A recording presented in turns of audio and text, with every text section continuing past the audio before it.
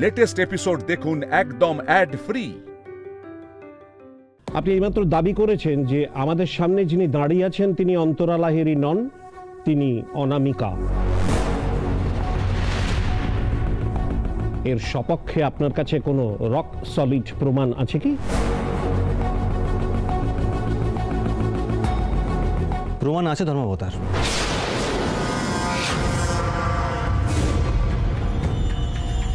একাধিক প্রমাণ আছে। আমি সাক্ষীদের ভেতরে আনার অনুমতি চাইছি। কলি দিদি, তুমি সাক্ষীদের ভেতরে নিয়ে এসো।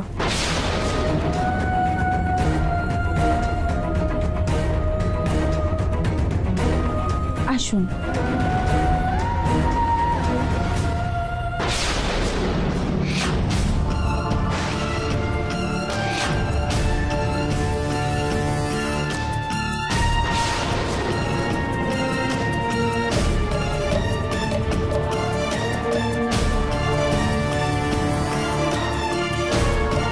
এই তিনজনের সঙ্গে কথা বললে আপনার কাছে পুরো বিষয়টা পরিষ্কার হয়ে যাবে। আর প্রথম সাক্ষী সমীরণ উপাধ্যায়, দ্বিতীয় সাক্ষী অনুপ্রিয়া বসু মল্লিক এবং তৃতীয় সাক্ষী রবি মণ্ডল। কি শুরু করেছে এরা? এরা কারা? খেলাটা কিভাবে খুললো? রণ তো আমাকে এদের বিষয়ে কিছু জানায়নি। ইওর অনার, এবার আমি আপনাকে একটা গল্প বলবো। অবশ্য গল্প বললে ভুল বলা হয়। আমি আপনাকে একটা সত্য ঘটনা বলব। দিনটা ছিল 1998 সালের 1 মে। আসানসোলের বাসিন্দা রজত দত্ত এবং ওনার স্ত্রী সুমিতা দত্ত তাদের একমাত্র কন্যা সন্তান অনামিকাকে নিয়ে পুরুলিয়ায় বেড়াতে আসে। আপনার এবং এই আদালত কক্ষে উপস্থিত সকলের মনে হতেই পারে যে এই রজত দত্ত এবং সুমিতা দত্ত এরা খারাপ এবং এই কেসের সঙ্গে এদের কি সম্পর্ক। ইওর অনার, এই রজত দত্ত এবং সুমিতা দত্ত এই কেসের জন্য ঠিক কতটা ইম্পর্ট্যান্ট সেটা আমি একটু পরে ক্লিয়ার করছি। তবে তার আগে আমি আমার পুরনো কথায় ফিরে আসি।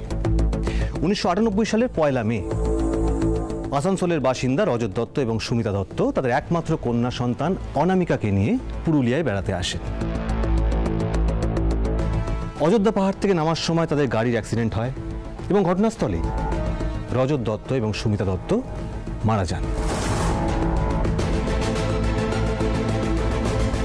কিন্তু বেঁচে যায় তাদের একমাত্র কন্যা অনামিকা। তাকে উদ্ধার করে নিয়ে আসা হয় পুরুলিয়ার পবিত্র হৃদয় অনাথ আশ্রমে।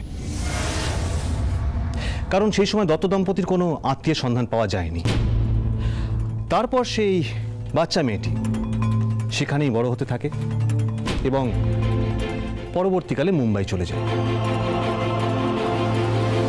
এবং সেখানে উমা দীক্ষিত এবং মন্টি ডিসুজার কাছে গান এবং নাচ শেখে। তারপর অনন্ত সাবরওয়ালের খুনের মামলায় জড়িয়ে পড়ে নিজের নাম পরিচয় ভাঁড়িয়ে অন্তরা লাহিড়ী সেজে ঢুকে পড়ে ইন্দ্রজিৎ লাহিড়ীর বাড়িতে। অবজেকশন ইওর অনার, এই সব কিছু মিথ্যে, সব কিছু বানানো। Objection overruled. Mister Basu, please continue. Thank you your honour. সত্যি না মিথ্যে সে তো কোর্ট বিচার করবে। মাই লর্ড, এবার আমি একে একে আমার সাক্ষীদের ডেকে নেব। আমি প্রথমে ডেকে নেব রিটায়ার্ড পুলিশ অফিসার সমীরণ উপাধ্যায়কে।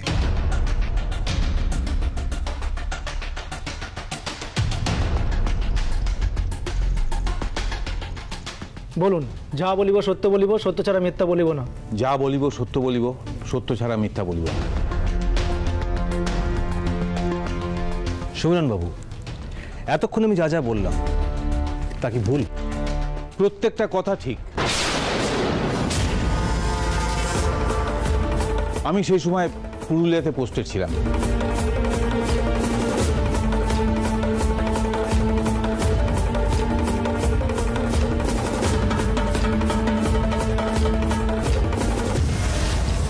কি হচ্ছে এসব?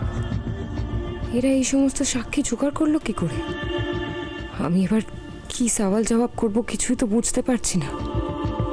এরা বারবার কি চমচবন বলছে, আমার তো নিজেরই সবটা গুলিয়ে যাচ্ছে। ওরা এত দূর পৌঁছলো কি করে? ওদের কাছ থেকে তো ফাইলটা কেড়ে নিয়েছিল রণর গুন্ডারা।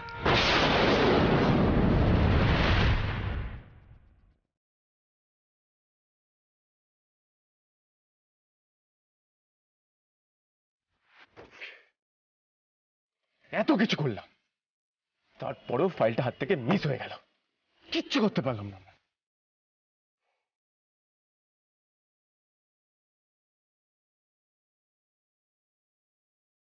কি হলো, তুমি কি ভাবছো?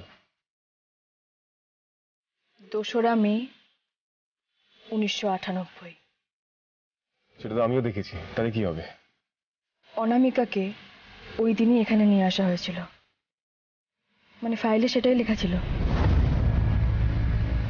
এক মিনিট মিতুল, আমি যতদূর জানি যে কোনো আশ্রমে বাচ্চাদের নিয়ে আসে পুলিশ, তার মানে পুলিশের কাছেও সেম ইনফরমেশন আছে। আমরা যদি জানতে পারি ওই সময় থানায় ইনচার্জ কে ছিল, তাহলে তো আমরা সবটা জানতে পারবো, রাইট?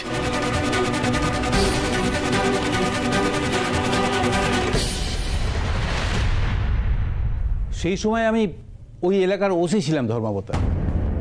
নানা রকম সোর্স কাজে লাগিয়ে মিতুল এবং ইন্দ্র আমার খোঁজ পায় এবং তারা আমার সঙ্গে দেখা করতে আসে। ওরা আমার বারাসাতের বাড়িতে এসেছিল। প্রথম দিকে আমি ওদের ইগনোর করেছিলাম, কিন্তু পরে ওদের সাথে কথা বলতে বলতে আমি কনভিন্সড হই যে বিষয়টা জেনুইন। ধর্মাবতার, আমি জীবনে অনেক কেস লিড করেছি, অনেক মানুষকে অনেক রকমভাবে সাহায্য চাইতে দেখেছি, কিন্তু গুগলি মিতুলের নিজের মেয়ে না হয়েও ওকে কাছে রাখার জন্যে মিতুলের যে লড়াই, সেটা আমাকে নাড়া দিয়েছিল। তাই আমি কথা দিয়েছিলাম যে ওদের আমি সাহায্য করব। এই অবসরে অনামিকার আসল পরিচয় জানার জন্যে আমি পুলিশের পুরনো রেকর্ড ঘাঁটতে শুরু করি এবং সেখান থেকেই 1 মে অ্যাক্সিডেন্টের ডিটেলস পাই। মিতুল তো আমার অতীত ঘুরে অনেক তথ্য বের করে এনেছে, কিন্তু এর শেষ কোথায়? আমি তো কোনো হদিশই খুঁজে পাচ্ছি না। আমি যদি এই ঘটনাটা জানতাম, আমার মনে ছিল, কারণ অ্যাক্সিডেন্টের সময় ওই ফ্যামিলির কোনো আত্মীয় স্বজনের খোঁজ পাওয়া যায়নি, কিন্তু আশ্চর্যজনকভাবে বাচ্চাটা বেঁচে গিয়েছিল। এরপর ইন্দ্র আর মিতুল আমার সঙ্গে দেখা করতে আসে। আচ্ছা, তাহলে আমাদের বলুন, আপনি কদিনে কি কি ইনফরমেশন পেলেন? প্রথম দিন আপনাদের ফিরিয়ে দেওয়ার পর আমি রিসার্চ করে দেখেছি আমি ওই বাচ্চাটাকে আশ্রমে রেখে দিয়ে এসেছিলাম। তার মানে আপনি নিশ্চয়ই ওর বাবা মার পরিচয় জানতে পেরেছেন? অবশ্যই। বাচ্চাটার মৃত বাবা মায়ের নাম রজত দত্ত আর সুমিতা দত্ত, আর ঠিকানা 14B বাইলেন রোড, আসানসোল। আচ্ছা, আপনি কি কোনোভাবে রজত দত্ত আর ওই সুমিতা দত্তর ছবি দেখাতে পারবেন? ও হ্যাঁ, ছবি তো রেখেছিলাম আপনাদের দেখাবো বলে। 1 মিনিট।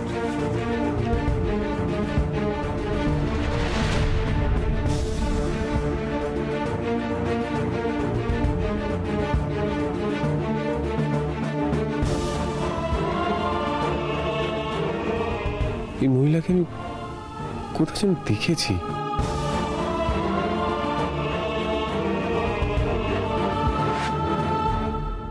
এইভাবেই অনামিকা এবং তার মা বাবার ছবি আমি ইন্দ্র ও মিতুলের হাতে তুলে দিয়েছিলাম। তাই মিস্টার বসু যে অ্যাক্সিডেন্টের কথা বললেন সেটা পুরোপুরি সত্যি। আপনাকে অসংখ্য ধন্যবাদ। আপনি আপনার অমূল্য সময় নষ্ট করে আদালতে সাক্ষী দিলেন। আপনি বসতে পারেন। ইওর অনার, একটু আগে যে কথা আমি বলছিলাম, আমাদের সামনে যিনি দাঁড়িয়ে রয়েছেন তিনি আসল অন্তরা লাহিড়ী নন। উনি অন্তরা যমজ বোন অনামিকা। তার সপক্ষে আমি আমার প্রথম প্রমাণ পেশ করলাম। কে অনামিকা? হ্যাঁ, কে অনামিকা? তুমি বললেই হয়ে যাবে যে অন্তরার যমজ বোনের নাম অনামিকা? হ্যাঁ, এই সমস্ত কিছু মিথ্যে। আর কি লাভ এই অনামিকার জন্ম বৃত্তান্ত, তার পরিচয়, এসবের ব্যাপারে জেনে? আদালতে দৃষ্টি ঘোরানো হচ্ছে, সময় নষ্ট করা হচ্ছে। ইওর অনার, এই সমস্ত কিছু মিথ্যে কথা। আপনি শান্ত হন, আপনাকে বলার সুযোগ আমি দেব। Mister Basu, please continue.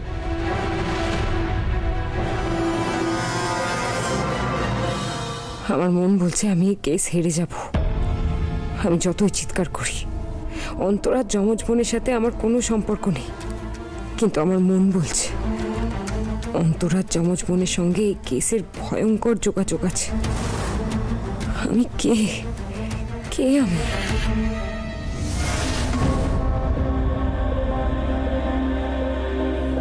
Hello রণ, হ্যাঁ আমরা জিতে গেছি তো কেসটা। যেটা তো দূরের কথা, আমরা ভেসে না চাই। মানে মিতুল আবার খেলা ঘুরিয়ে দিয়েছে, সাংঘাতিক কাণ্ড ঘটিয়েছে একটা। অন্তরা পাস্ট বের করে এনেছে, এখন মিতুল আর ইন্দ্র মিলে কোর্টের সামনে সেটাই পেশ করছে। এবার বলো কি হবে? হোয়াট? এবার আমি আমার মক্কেল ইন্দ্রজিৎ লাহিড়ীকে কাঠগড়ায় ডাকতে চাই। প্রসিড।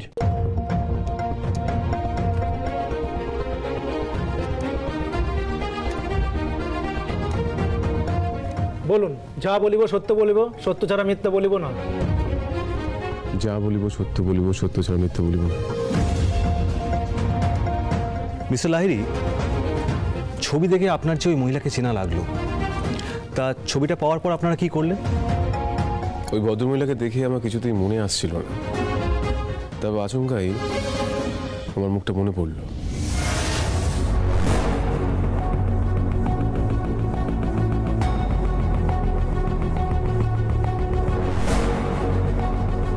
কি হয়েছে বলবে তো? কি খুঁজছো তুমি তখন থেকে?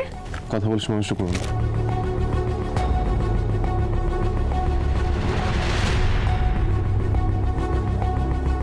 কোনো ছবি খুঁজছো?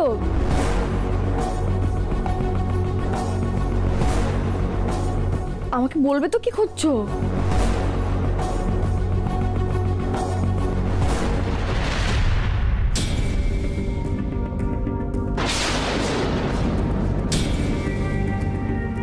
মিতুল দেখো,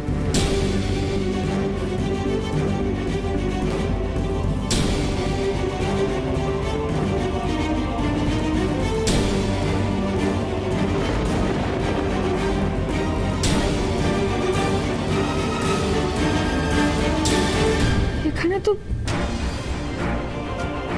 অন্তরাদের বাবা মা আর অনামিকাদের বাবা মা, মানে রজত দত্ত আর সুমিতা দত্তের ছবি। এক্স্যাক্টলি। আমি তোমাকে বলছিলাম না মিতুল, ওই ছবিতে যে নিয়ে আছেন তাকে দেখে খুব চেনা চেনা লাগছে। আমার মনে পড়ে গেছে, উনি হচ্ছেন অন্তরার মাসি সুমিতা দত্ত। হ্যাঁ মিতুল। মানে অনামিকার মা অন্তরাদের মাসি? হ্যাঁ, অন্তরা আমায় একবার বলেছিল ওর মাসি নাকি অ্যাক্সিডেন্টে মারা যান। তখন অন্তরা ছোট ছিল। ইওর অনার, এবার আপনার সামনে আমি এই দুটো ছবিও পেশ করতে চাই।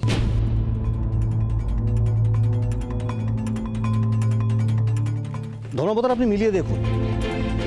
1998 সালের 1 মে যে দম্পতি গাড়ি অ্যাক্সিডেন্টে মারা গেছিলেন, অর্থাৎ রজত দত্ত এবং সুমিতা দত্ত, সেই সুমিতা দত্ত এবং এই ছবিতে অন্তরার আসল মা বাবার সঙ্গে যিনি রয়েছেন তিনি একই ব্যক্তি।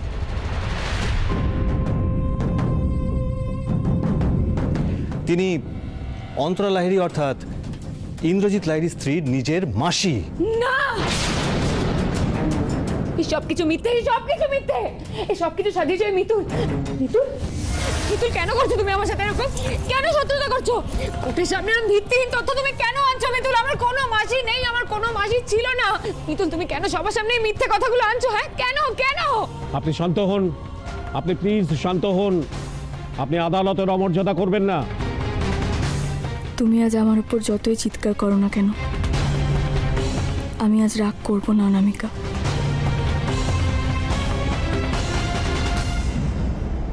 আমি বুঝতে পেরেছি তুমি এত বড় একটা সত্যি জানতে পেরেছো, আর তুমি এখন যেটা করছো সেটা অভিনয় নয়। মানুষ এত জীবন্ত অভিনয় করতে পারে না। আজ তুমি তোমার জীবনের সব থেকে বড় সত্যের মুখোমুখি হলে। তুমি এসেছিলে আমার সাথে ছলনা করতে, কিন্তু তোমার ভাগ্যই যে তোমার সাথে কত বড় ছলনা করেছে আমি সেটাই শুধু ভাবছি। বিশ্বাস করো, তোমার উপর আজ আমার একটুও রাগ হচ্ছে না। কষ্ট হচ্ছে তোমার জন্য, খারাপ লাগছে। আমার কোনো জমজ বোন কোনোদিনও ছিল না, আমি আমার বাবা মার একমাত্র সন্তান। প্লিজ বি কোয়াইট, চুপ করুন আপনি।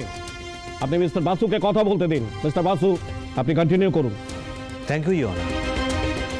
যে সত্য ঘটনাটা আমি বলতে শুরু করেছিলাম, এবার তার প্রথম অংশটা আমি বলব। রজত দত্ত এবং সুমিতা দত্ত এরা কারা এবং এদের সঙ্গে অন্তরা লাহিড়ী এবং অনামিকার ঠিক কী সম্পর্ক, আমি সবটা আদালতে বুঝিয়ে দেব। তাহলে শুরু করি।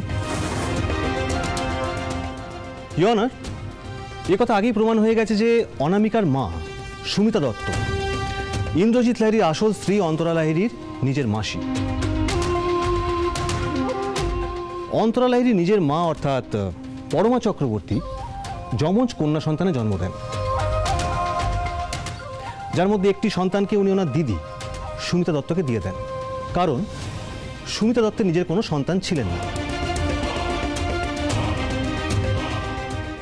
এই কথা অন্তরার নিজের মা বাবা অর্থাৎ স্নেহজিৎ চক্রবর্তী এবং পরমা চক্রবর্তী আর ওর মাসি মেশো অর্থাৎ রজত দত্ত এবং সুমিতা দত্ত ছাড়া আর কেউই জানতো না। তবে অনেকের মধ্যেই সন্দেহ হয়েছিল। মিস্টার লাহিড়ী, আপনি আসতে পারেন। ইওর অনার, এবার আমি ডেকে নেব আসল অন্তরা লাহিড়ীর মাসি মেশো রজত দত্ত এবং সুমিতা দত্ত একই সাথে অনামিকার বাবা মা যে অ্যাপার্টমেন্টে থাকতেন সেই অ্যাপার্টমেন্টের সিকিউরিটি গার্ড রবি মণ্ডলকে। প্রসিড।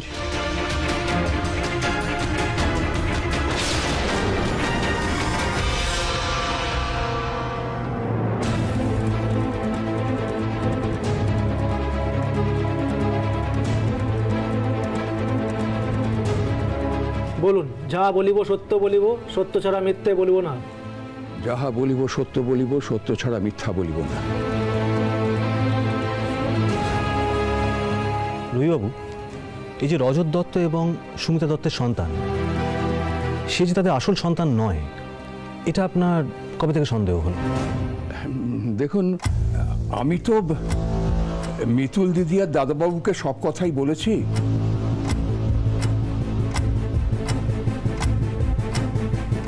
আদালতের সামনে আমি একই কথা বলবো। সত্যি কথা বলতে আমার কোনো ভয় নেই ধর্মাবতার। দত্তবাবুরা মেয়েটিকে কিন্তু খুব ভালোবাসতেন, কিন্তু মেয়েটি কিন্তু ওদের কেউ ছিল না।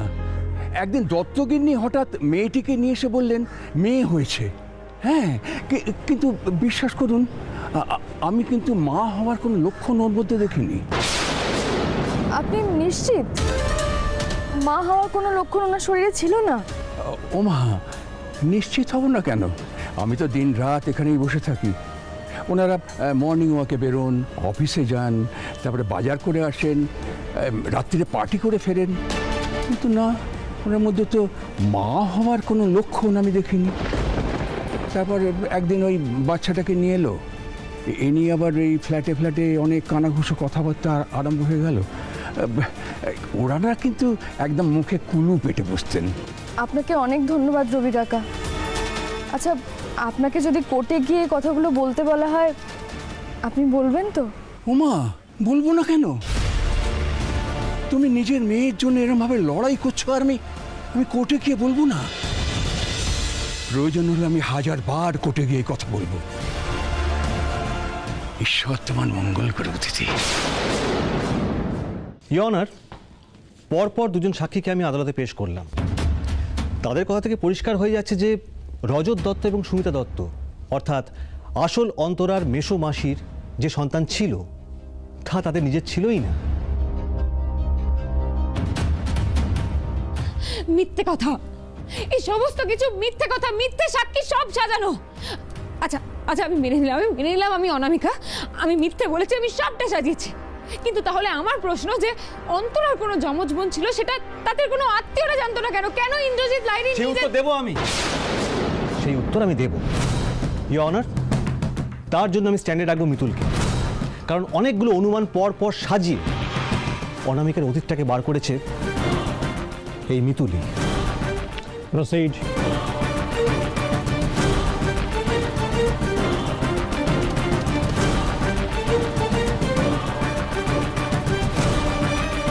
বলুন, যাহা বলিব সত্য বলিব, সত্য ছাড়া মিথ্যে বলিব না।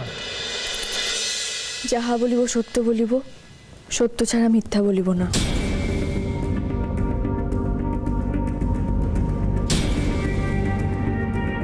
তোমার মুখোশ খুলবো বলে আমি যে পথে চলতে শুরু করেছিলাম, সেটা যে তোমার জীবনের পথটাকে এভাবে পাল্টে দেবে আমি ভাবিওনি। আজ আমি যা বলবো তাতে তোমার অতীতটাই সবার সামনে উঠে আসবে। প্রমাণ হয়ে যাবে যে তুমি অন্তরা দিদি নও, তুমি অন্তরা দিদির যমজ বোন অনামিকা। তুমি আমাদের ঠকিয়েছ, আমার সঙ্গে খারাপ ব্যবহার করেছ, আমার মেয়েকে প্রতিটা মুহূর্তে কষ্ট দিয়েছ, কিন্তু তারপরেও আমার কষ্ট হচ্ছে। ভোলে বাবার কৃপায় তুমি ভালো থাকো, এটুকুই আমি চাইব।